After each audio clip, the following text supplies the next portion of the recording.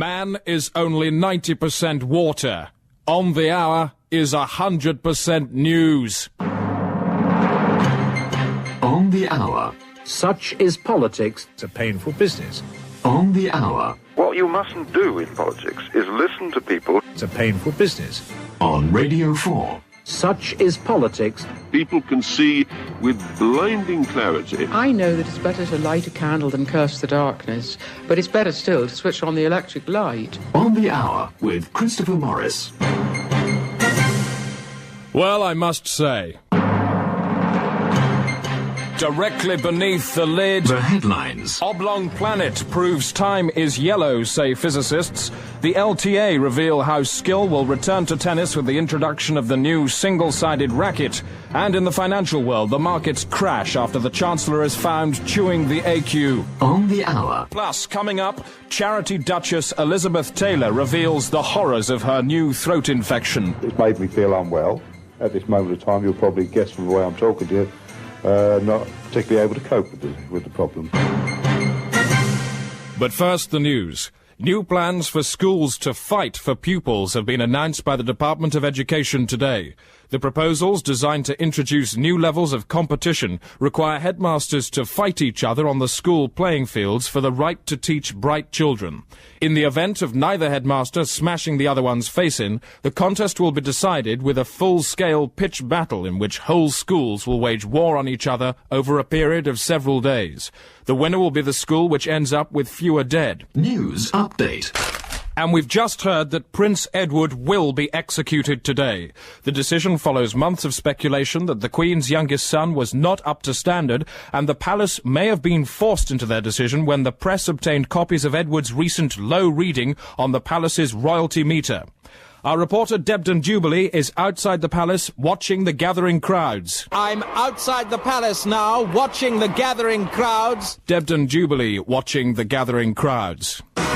On the Hour, Rich Pickings at the Media Events Interface. The Ministry of Defence has today announced the purchase of a single new weapon which will render the rest of the nation's defences redundant.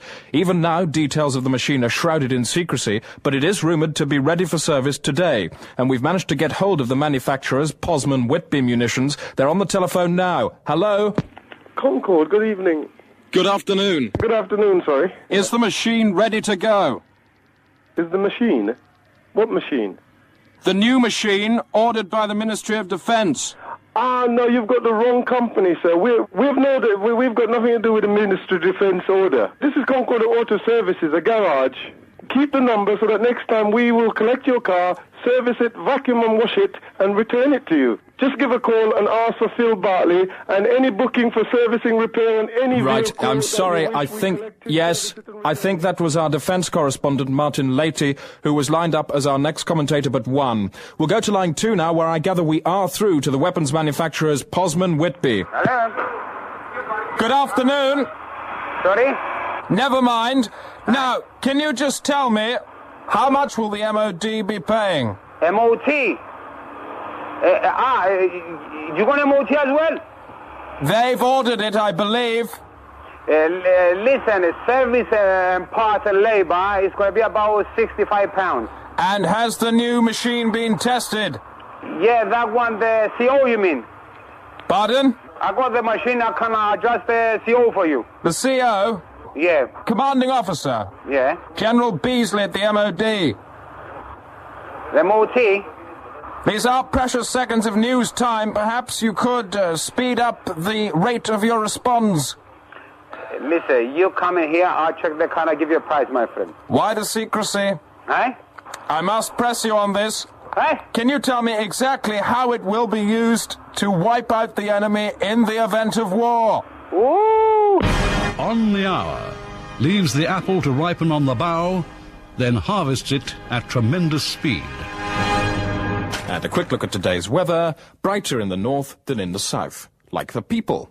Brian. And the weather brighter in the north than in the south, like the people. Time now for Alan Partridge with Sports Desk. And Alan, will the weather be affecting today's sport at all? This is Sports Desk. I am Alan Partridge. Tennis.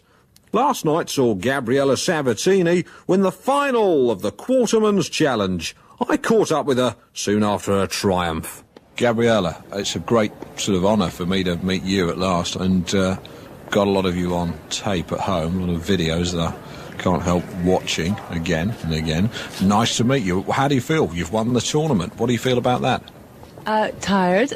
It was difficult, and Steffi's obviously a great player, but on the day I won. A lot of people say you won on the kind of catwalk as well, in a sort of a girl, attractive in kind of way. I mean, no? No, it just, Steffi's a great player, and it's just a question of who wins on the day. You know, you're not an unattractive young lady, and you played a great game, certainly. Your tennis is good too, that's not unimportant, and I think you've done a lot of a big service to your country, all that kind of sort of the differences that have existed in the past. I'm sort of thinking maybe the General Galtieri. Have you ever met him? No. No, I don't know what you mean exactly. Well, it's just that General Galtieri is a bit of a tennis player himself, although he played tennis with people's heads, was the line I heard. Bit of a joke. I mean, he's gone now, it's behind us, we don't have to talk about that really. All the whole Falklands thing, I think, really needn't be raised. You won the match, you lost the Falklands, there must be some sort of compensation. Huh. On the hour, choice morsels from a broad kitchen.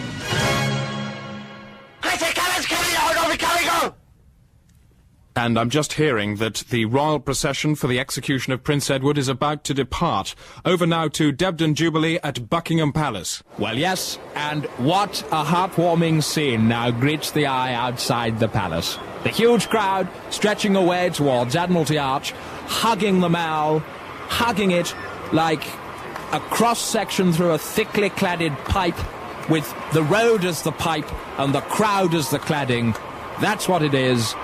And, you know, there's a great sense of joy here today. Joy, I suppose, for a young man who's finally found purpose and honour.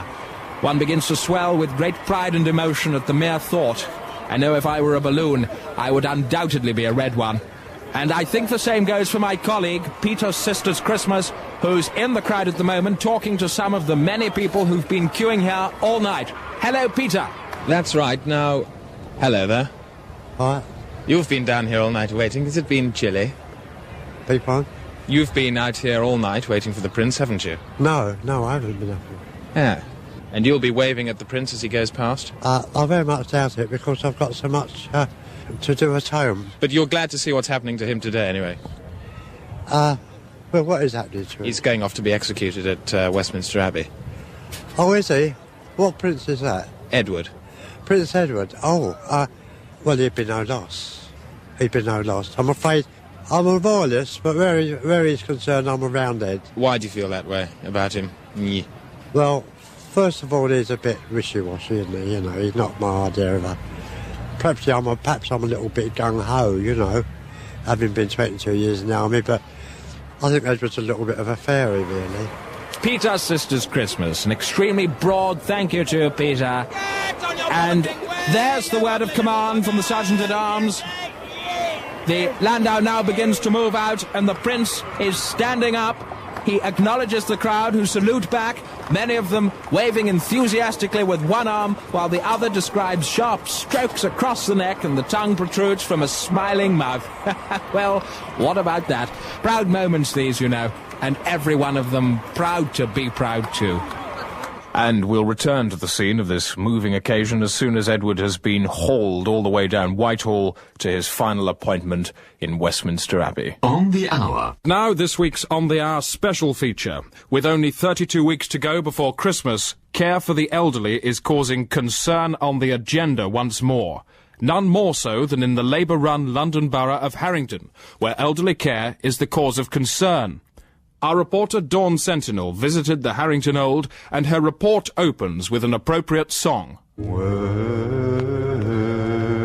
is love? All right, Harry, how are you doing? You all right? Is that Janet? Yes, hello. Hello. You all right? Now, look, I brought some friends with me, Mick and Dave. Hello, Mick. Hello, Dave. Mick and Dave, and they're going to take you out on the streets, all right?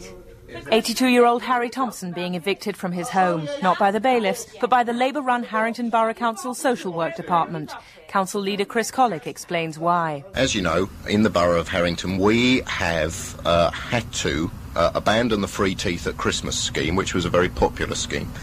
And we have replaced it by a scheme of rounding up elderly people, and we are taking them from their homes and putting them in boxes in the streets. The point is, John Major won't be sleeping out in a box this Christmas. You know, and that's the point that we're making. John Major won't be sleeping out, the Cabinet won't be sleeping out, but in Harrington, thousands of old people will be sleeping rough.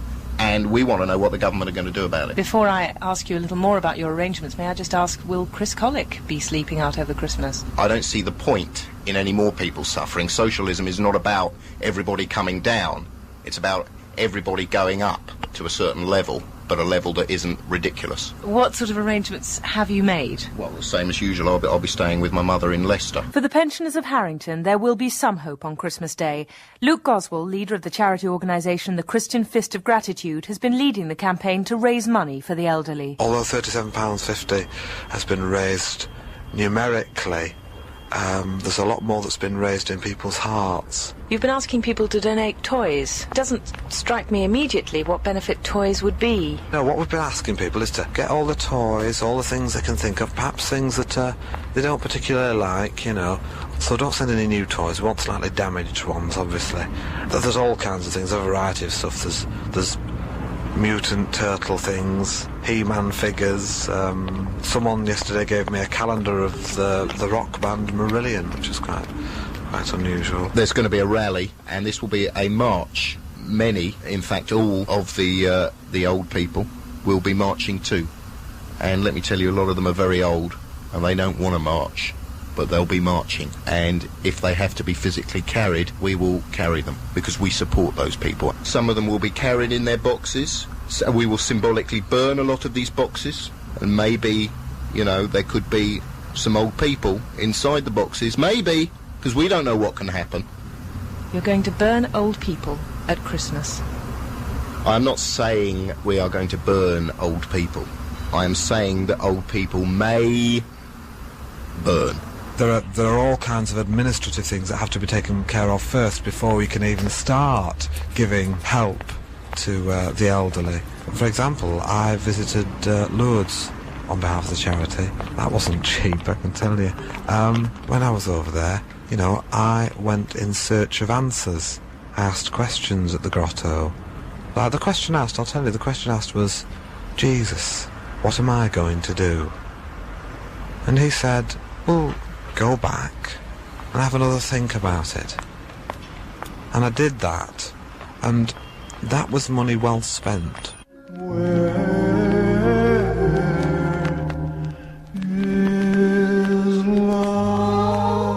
But 82-year-old Harry Thompson has his own vigil, a vigil with a box at midnight. Right, we got the box then, lads. Yeah, right, here we go. Okay, all right, Harry, we're off then. You coming? Come on. Come on, mate. Come on, old trooper. Come on. Going out the bridge, a lot of traffic, a lot to do there. Bye, house. Bye. Dawn Sentinel with that disturbing report. On the hour, holding up a net in the strong breeze. And just ahead of the time, let's join the continuity announcer to find out about programmes later today on Radio 4. At 10:45 this morning, there's another chance to eavesdrop on the Welsh. I don't think Swansea is very Welsh, really. No, not really very Welsh. There's no Welsh sound it's in the not. word It's not ever so Swansea. Welsh. No. There's no hair in Swansea. No. Well, I tell you one thing. When I was a kid, our Christmases in Cardiff, now this is a very Welsh thing, we always used to have a tree. Always had a tree. We had one too, and it was very nice, part of a tradition. And we didn't have knees in those days. That's the Welsh at 10:45, and an hour and 3/4 before that at 9 o'clock, it's time to call Nick Ross. Good morning. John Major says he won't. Neil Kinnock says he might. Paddy Ashdown says they must. It's been called venereal TV. But nowadays, almost every week seems bad for British Rail. People who can't see or hear or move or even think. But do you want full-scale electoral reform? Or is it bonkers? Is it daft to try to legislate disabilities away? What's your experience of train travel and what can put things right? If William Kennedy Smith was on trial in Britain, should you and I be able to tune in?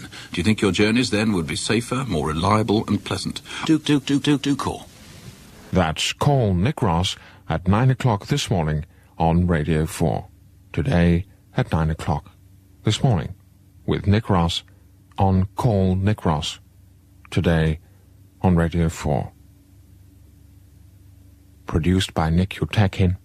And just ahead of the weather, there's an SOS message for a Mr. Robert Smithson, currently being buried in Yorkshire.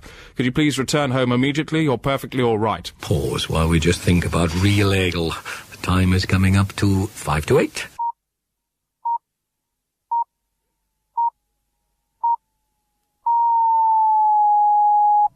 Lift off! This is On the Hour. Wake up and smell the news. Coming up, the Coventry hairstylist who had a brush with the Pope. He came in here and he knelt down over there, and then out of the blue he said, "Can I have a wash and rinse?" And in that context we use the word brush in the sense of encounter, and how time is running out for all of Derbyshire's cats. There's nearly 2,000 of them in there, and if something isn't done soon, someone is going to switch on the crusher. But first news. It was disclosed this evening that for 48 hours last month, Argentina's affairs of state were in the hands of a 42-year-old bricklayer from Durham. Todd Gallagher, who had been queuing with other tourists to see President Carlos Menem, finally walked into the head of state's chamber to find him slumped dead over his big desk. Using his initiative, Gallagher took up the reins of office and ran the country single-handed while diplomats used the telephone to talk him through complex trade negotiations with the International Bank and a series of billion-dollar arms deals before a successor to Menem was found. Gallagher was rushed to hospital after his ordeal, but has vowed to have another go as soon as he's fully recovered. Abroad. And if you imagine On the Hour as a little man standing on the British mainland who's just cast his net as far as America, then he could probably do the next bit left-handed, since it's to Europe we go for Euronews with Eurespondent Jacques Off, le premier type sur Radio Wow FM. Sur l'heure, Euronouvelle avec Jacques Off. Ok, et hyper bonjour, je suis Jacques Off, le premier type sur Radio Wow FM avec tous les rock et tous les rôles, le Maximum Time Check et les nouvelles. Je suis l'homme avec le doigt sur les légumes. Les étoiles du monde. Showbiz. Aujourd'hui, la nouvelle exclusive du Maxi Punch-Up des personnalités cinématiques à Cannes. La grande bif a commencé avec un contretemps entre Jean-Michel Jarre et Brigitte Bardot. Monsieur le keyboard conduisait son Cadillac le long du promenade quand, tout de suite, un des chiens de Brigitte a couru au milieu de la rue et thwack, l'animal était mâché dans la grille de radiateur. Vraiment, la voiture était un bitch magnet, hein? Et en face de cette tragédie, la Brigitte qui venait de visiter au séjour plastique pour sa 9e ascenseur de visage a crié: Monsieur Aperture de derrière, allez-vous faire une compilation avec vous-même? Furieux, le musicien a fait le maxi workout. Il est descendu de son automobile, a couvert les cheveux pubiques de Brigitte avec SO Blue et lui a donné le flambé de Beauvoir. C'était le signal pour Cock Douglas, toujours le salaud, de se jeter au milieu de fracas et kick-ass. Puis Gérard Depardieu, se croyant le peacemaker, a crié « Arrêtez au nom du pape !» Et tout le monde a répondu « Taisez-vous, grande blouse de fille !» Et lui ont battu jusqu'au milieu de la semaine prochaine. Les politiciens se biffaient aussi. Monsieur Le Pen était natté par Jacques Delors et toute la nuit, les célébrités se soquaient et s'en frappaient la merde. Et heureusement, il y avait seulement une morte qui était Vanessa Paradis, qui était tuée et mangée par les chiens de Brigitte Bardot. Sur l'heure, Euronouvelle avec Jacques Off. Oh voilà, Jacques Off. And back home now to our live coverage of the execution of Prince Edward. Debden Jubilee is in Westminster Abbey awaiting the start of the ceremony. And so the Archbishop, wearing the white robes of dispatch, prepares to make the declaration of innocent remorse. I, slave to God, chief hound to your majesty's kennel, do tender my remorse in the headstand of perfect sorrow. He now delivers the rest of his address, upside down. Dear Lord, turn not the fearful corrugation of thy frown upon my unworthy lid, but accept the innocence of my office as I paddle my feet in the anguish of odious necessity. The bishop waves his legs about, sadly. And so I pray, God power my plunging blows. Amen. And with an elegant backflip, the bishop stands again to collect the tools of execution. The bodkin that lanced King Henry VIII, the chalice of amyl nitrate, and the bludgeon of Thomas a Becket. And now we await the merciful act.